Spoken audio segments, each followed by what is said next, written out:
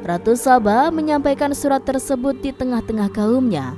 Dalam Quran surat An-Naml ayat 32 dijelaskan, Balqis berkata, "Wahai para pembesar, berilah aku pertimbangan dalam urusanku ini. Aku tidak pernah memutuskan sesuatu persoalan sebelum kamu berada dalam majelisku." Para pembesar istana Balqis menentang surat tersebut. Isi surat itu membangkitkan kesombongan kaum Saba, di mana mereka merasa lebih kuat. Mereka mengetahui bahwa di sana ada seorang yang mencoba menentang mereka dan mengisyaratkan peperangan kepada mereka. Lalu ia meminta kepada mereka untuk memenuhi syarat-syaratnya sebelum terjadinya peperangan dan kekalahan. Dalam Quran surat An-Nahl ayat 33, mereka menjawab, "Kita adalah orang-orang yang memiliki kekuatan dan juga memiliki keberanian yang sangat dalam peperangan. Dan keputusan berada di tanganmu, wahai ratuku, maka pertimbangkanlah apa yang akan kamu perintahkan." Para pembesar kaum Saba seakan-akan ingin berkata, "Kita siap melaksanakan untuk berperang." Tampaknya ratu itu memiliki kebijakan yang lebih baik dari pembesar kaumnya. Surat Sulaiman itu membuatnya berpikir lebih jernih dan lebih berhati-hati. Ia berusaha sebisa mungkin menghindari peperangan. Ratu itu berpikir dalam tempo yang lama.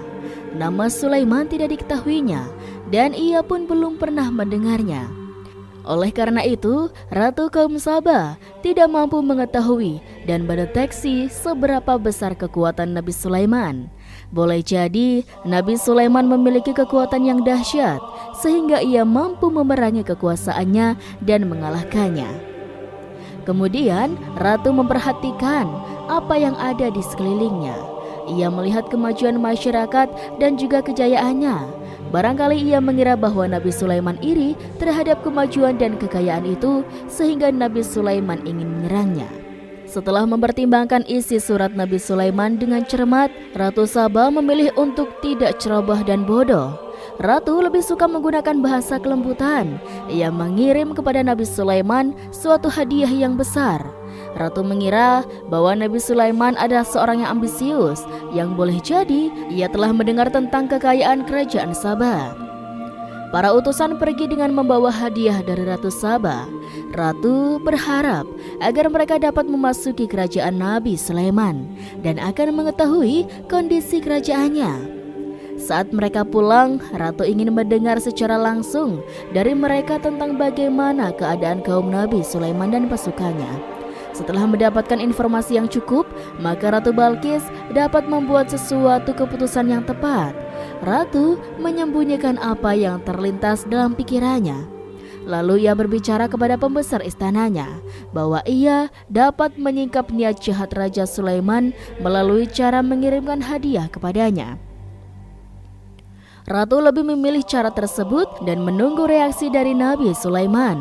Ratu berhasil memuaskan para pembesar istana dan untuk sementara ia menghilangkan ide untuk berperang karena para raja jika menyerang suatu desa maka pemimpin desa tersebut adalah orang yang paling banyak mendapatkan kehinaan dan cercaan. Akhirnya para pembesar kaumnya merasa puas dengan pikiran Ratu Balqis. Dalam Quran surat An-Naml ayat 34-35 dijelaskan, Balqis berkata, dia berkata, "Sesungguhnya raja-raja apabila memasuki suatu negeri, niscaya mereka akan membinasakannya dan menjadikannya penduduknya yang mulia menjadi hina, dan demikian pula lah yang akan mereka perbuat. Dan sesungguhnya aku akan mengirim utusan kepada mereka dengan membawa hadiah, dan aku akan menunggu apa yang akan dibawa kembali oleh utusan itu." Kemudian sampailah hadiah dari Ratu Balqis kepada Nabi Sulaiman. Para intelijen Nabi memberitahunya bahwa utusan Balqis datang dengan membawa hadiah. Nabi Sulaiman langsung mengetahui bahwa Ratu Balqis itu sengaja mengirim orang-orangnya untuk mengetahui atau mendapatkan informasi tentang kekuatannya. Lalu setelah itu, ia akan mengambil keputusan atau mengambil sikapnya kepada kerajaan Sulaiman.